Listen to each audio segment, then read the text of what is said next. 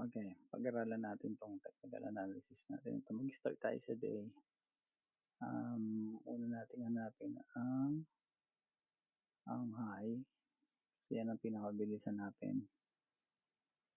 Ang resistance. Kita mo na agad yan eh. Pinakamataas eh. Ngayon itong support medyo tricky eh kung saan ka mag-start eh. Tricky itong support eh.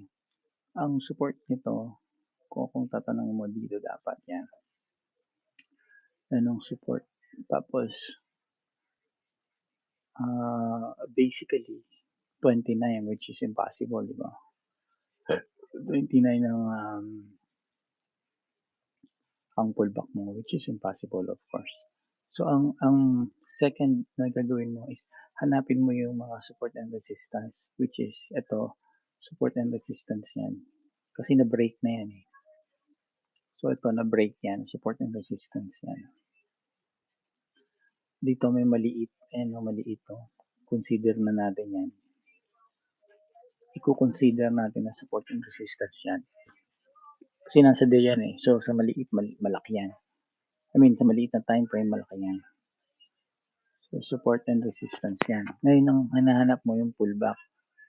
Right?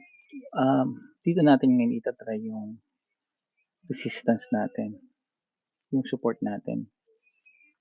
Right? Ito yung support. Pero dito natin umpisahan sa support and resistance ng pagsukat. Yan.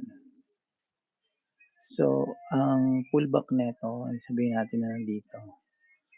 Pataas na yan. Pullback.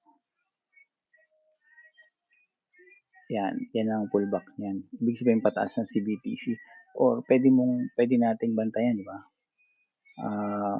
Gawa ka lang ng parallel dito.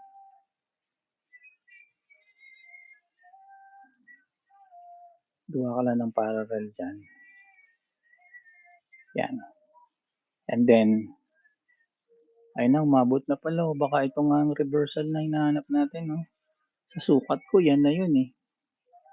So, ang kailangan natin dito, hanapan natin ng entry.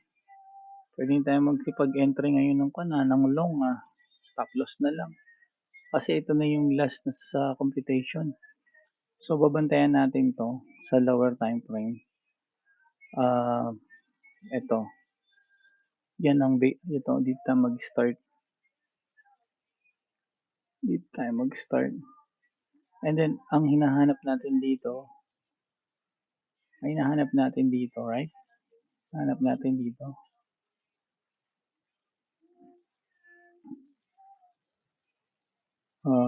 Ito.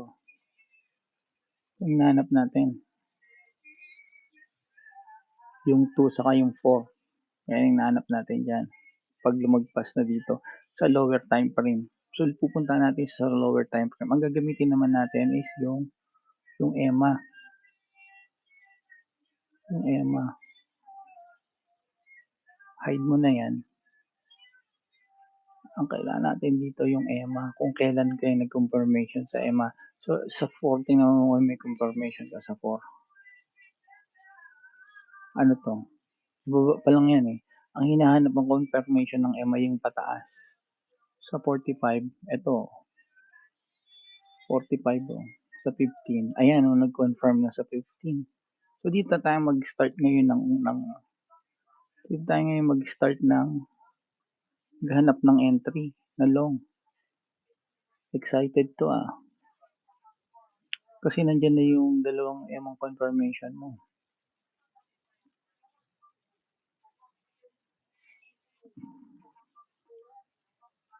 Yeah. So, ito ang 1. Itong 1, yun ang 2. Na confirmation mo ng EMA. Confirm ng EMA dyan sa 15. Unconfirm ng EMA doon. So, everything here is supposed to be goes up now. EMA. And EMA. And EMA. Tingnan natin sa 5. Sa 5, dito siya nag-confirm. Ito. Sa Saka yun. Yan ang confirmation niya sa 5. So, everything here is up. So, pwede na natanggalin yung EMA na yan. Ipasok mo na uli itong ito. Kahit dito lang pwede na yan. Right? And then, maghanap ka na ng mga pullback. What do you mean by that? Anong pullback? Kahit sa 15, kung gusto mo maghanap ng mga pullback. Starting here. Anong pullback? Ito yun.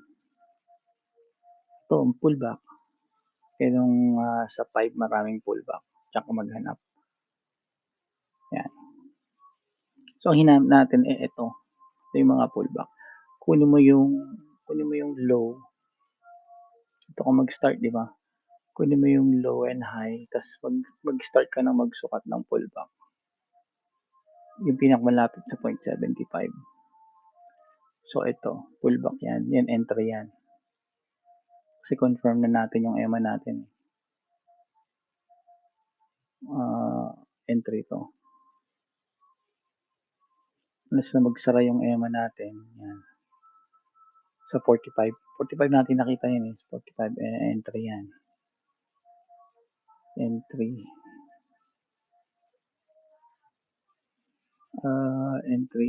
Entry.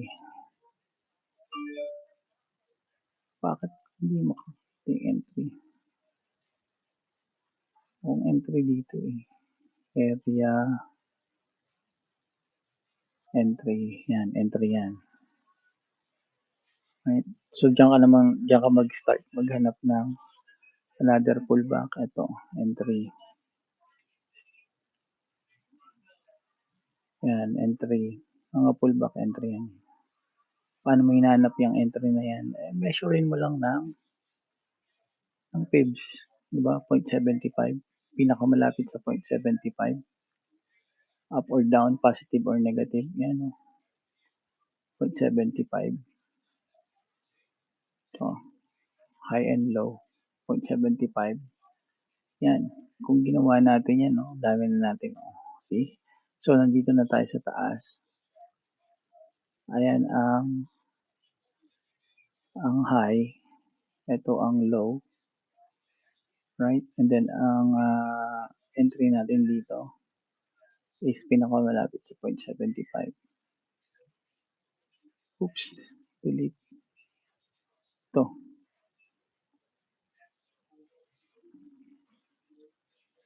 Basic yan. Yan ang entry natin.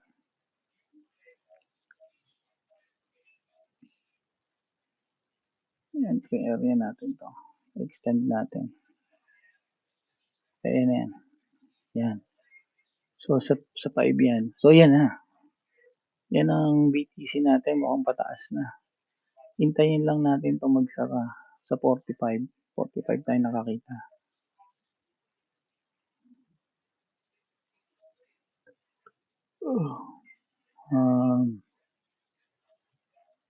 Ito. Sara. Nag-umpisa pa lang magbukas. 15 pala tayo nakakita. Yan. Hintayin mo lang magsara yan. Pag nagsara yan, magko-close din tayo ng trade natin. Ayan. Sana madali nyo naintindihan. Okay? So, yan ang wrap up ng BTC natin. Pwede nyo rin i-monitor to ng sa 15. Pwede nyo rin i-monitor to ng yung pinaka-low. Parallel. Yan. Pag lumabas ng parallel sa baba, medyo may tulog tayo yan. Pero hanggang nasa loob siya at pataas. Yan. Pababa dito, pullback yan. Aangat. Pero pag sa lumabas na dito pag lumagpas na dito, medyo mag-isip-isip na tayo. Ito yung trend line natin.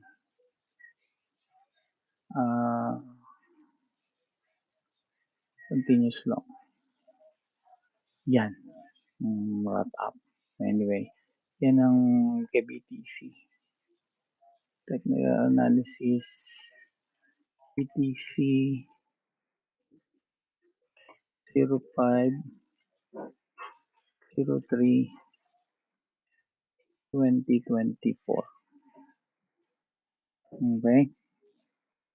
Time 12:39